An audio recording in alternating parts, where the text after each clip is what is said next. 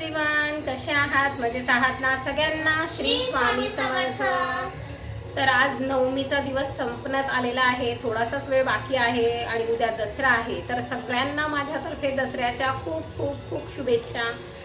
दसऱ्याच्या दिवशी आपण आपट्याच्या पानांची म्हणजे सोन्याची पूजा करत असतो. त्याला आपल्याकडे सोनं म्हटलं जातं, कारण या दिवशी भगवान श्रीरामांनी रावणाचा पराभव करून जी त्याची शस्त्रास्त्रे होती ती या झाडाखालीच ठेवली होती. त्याच्यामुळे या झाडाला एवढं महत्त्व आहे आणि आपण या दिवशी म्हणजे दसऱ्याच्या दिवशी सोनं म्हणून आपट्याची पानं देत असतो.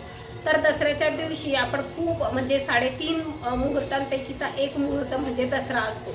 दसऱ्याच्या दिवशी अनेक लोक कोणी गाडी घेतं, चांगल्या गोष्टींची सुरुवात आपण दसऱ्याच्या दिवशी करत असतो. घरामध्ये फुलमाळा म्हणजे झेंडूच्या फुलांच्या माळा आपण बनवत असतो आणि पूर्ण घर हे झेंडूच्या माळांनी सजवत असतो. देवांच्या फोटोंना झेंडूच्या माळा लावत असतो. म्हणजे सगळं नाविन्य चैतन्य या दसऱ्याच्या दिवशी आपल्या घरामध्ये आपल्याला दिसत असतं. सगळ्या वातावरणात आपल्याला चैतन्य उत्साह हा दिसत असतो.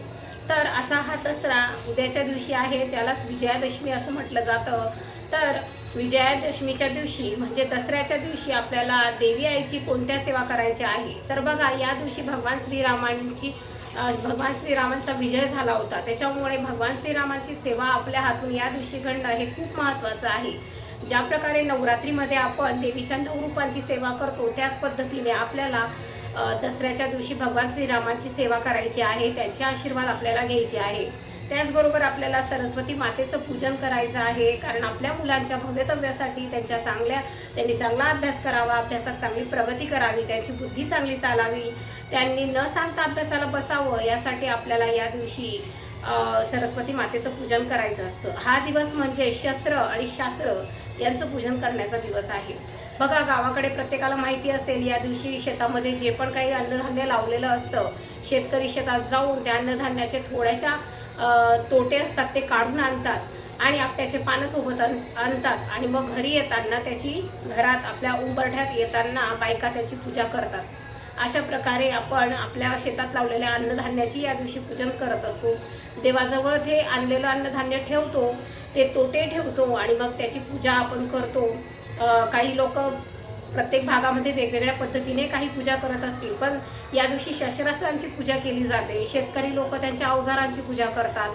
डॉक्टर लोक त्यांनी जे यूज करतात त्या वस्तूंची ते पूजा करतात. त्यांच्या प्रोफेशनमध्ये जे महत्त्वाचं आहे त्या वस्तूंची या दिवशी पूजा केली जाते.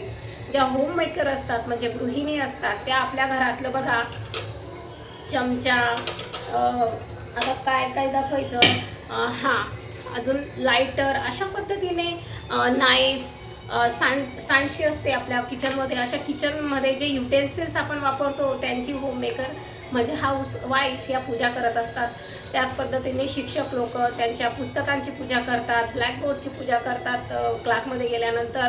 अशा पद्धतीने ते ज्या प्रोफेशनमध्ये आहे त्या गोष्टींची तो व्यक्ती पूजा करत असतो.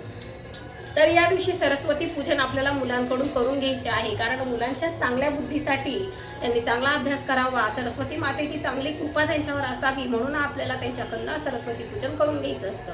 तर या दिवशी नोटबुक, वह्या, आपल्या घरातली ग्रंथ, चांगले पुस्तकं या सगळ्यांना आपण देवासमोर ठेवायचं असतं आणि त्यांचं पूजन करायचं असतं. तर या दिवशी आपल्याला अनेक सेवाही करायच्या असतात, कारण की पूजा करणं हे सफिशियंट नाही आहे, तर त्यासाठी सेवा करणं महत्त्वाचं आहे. तर सेवेमध्ये आपण उद्या काय काय करायला पाहिजे हे आज मी तुम्हाला सांगणार आहे. तर बघा, दसरा म्हणजे दशमी, नवरात्रीचा शेवटचा दिवस आहे. तर या दिवशी आपल्याला देवी आईची सेवा करायची आहे. तर या दिवशी आपल्याला श्री सूक्तमचं पठण करायचं आहे. महालक्ष्मी अष्टकम आपल्याला बोलायचं आहे, म्हणजे त्याचंही आपल्याला पठण करायचं आहे.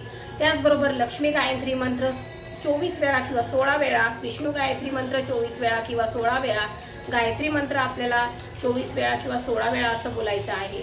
त्याचबरोबर भगवान श्रीरामांची म्हणजे त्यांची पूजा करत असताना, त्यांचं नामस्मरण करत असताना रामरक्षा हे जरूर म्हणायचं आहे न विसरता.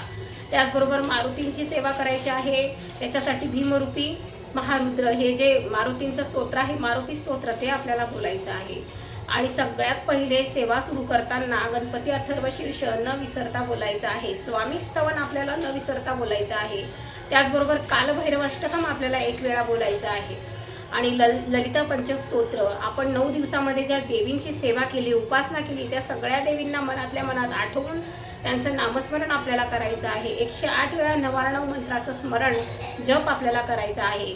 आपल्या स्वामींच्या 11 माळी आपल्याला जपायच्या आहे. जमलं तर एक स्वामींचं स्वामीचरित्र पठण जर आपल्याने होत असेल तर नक्की करायचं आहे. तर एवढ्या सगळ्या सेवा आहेत. आणि त्याचबरोबर सरस्वती पूजन करत असताना सरस्वती देवीचा मंत्र आपल्याला न विसरता बोलायचा आहे. त्याचं पठण मुलांकडनं 108 वेळा करून घ्यायचं. गणपतींचं प्रज्ञाविवर्तन स्तोत्र, अथर्व शीर्ष अशा प्रकारे आपल्याला बोलून घ्यायचे आहे मुलांकडून. आपणही बोललं तरी चालतं. आपल्याला नाही जमत असेल तर तुम्ही मोबाईलवर काही स्तोत्र श्लोक लावून द्या, कारण इतका वेळ नसतो. कारण दसरा असल्यामुळे आपल्याला घरातलेही इतर कामं असतात, सण असल्यामुळे आपण त्या गोष्टींकडे लागतो. आपल्याला सगळ्याच गोष्टी बसून जमत नसतात. त्यामुळे ज्या गोष्टी जमतील तेवढ्या देवासमोर बसून करा. ज्या जमत नसतील त्या मोबाईलवर लावून द्या किंवा मुलांना बोलायला सांगा. पण आपल्या घरामध्ये हे मंत्रश्लोक उद्याच्या दिवशी म्हणजे यांचा गुंजन हे घरामध्ये झालंच पाहिजे. यांचा आवाज हा घरामध्ये दुमदुमलाच पाहिजे. हे खूप महत्त्वाचं आहे. तर सण फक्त साजरे करणं म्हणजे खाणं पिणं, चांगलं राहणं, चांगले कपडे घालणं एवढंच नाही आहे. तर मंत्रश्लोक करून देवांची सेवा करणं हे खूप खूप महत्त्वाचं आहे. त्याचबरोबर आपल्याला स्वामींसमोर आपण स्वामींना जे आपट्याची पानं म्हणजे सोनं देणार आहोत त्याचाही एक उपाय आपल्याला करायचा आहे. तर तो म्हणजे स्वामींचा 2.5 आपट्यांचे पानं आपण स्वामींना अर्पित करायचे आहे. 2.5 म्हणजे कशी 2 पानं घ्यायची आणि तिसरं पान घेताना आपण जे 2 भाग असतात त्या पानाचे त्याच्यातला अर्धा करायचा आणि स्वामींजवळ ठेवायचं ते 2.5 पान. म्हणजे 2.5 पानं आपल्याला स्वामींना अर्पित करायचे आहे. आणि अर्पित केल्यानंतर आपण ह्या ज्या सेवा करू त्या सेवा सगळ्या झाल्यानंतर ते पानं उचलून आपल्याला आपल्या महत्त्वाचं काम जे अडतंय, जे होत नाही, आपल्याला जे करायचं आहे, याच्यात आपल्याला यश मिळवायचं आहे, अशा ठिकाणी ते 2.5 पानं तुम्हाला ठेवायचे आहेत. किंवा तुमच्या पर्समध्ये ठेवा, तिजोरीत ठेवा. याचा 1 वर्षात तुम्हाला काय तो परिणाम दिसेलच. पुढच्या दसऱ्यापर्यंत ती पानं त्याच जागी असू द्या आणि मग नंतर पुढचा दसरा आला की ती पुन्हा ती काढून टाका आणि नवीन पुढच्या दसऱ्याच्या वेळेस हाच उपाय पुन्हा तुम्हाला करायचा आहे. याचा खूप जणांना चांगला अनुभव आलेला आहे. तर तुम्हीही तुमच्या मनातल्या इच्छापूर्तीसाठी हा उपाय करून बघू शकता.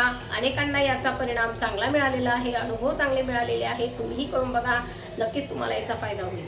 त्याचबरोबर ज्यावेळेस आपण घट हलवतो, उठवतो त्या जागेवर आपल्याला एक रात्रभर गाईच्या तुपाचा दिवा लावायचा आहे. रात्रभर, कारण की आपल्याला ती जागा देवीची खाली झालेली असते तेव्हा तो दिवा तेवत असतो. आपल्याला तो आपल्या घरामध्ये एक पॉझिटिव्हिटी देत असतो आणि आपल्याला लक्ष्मी मातेचा निरंतर आशीर्वाद मिळत असतो त्याच्या थ्रू.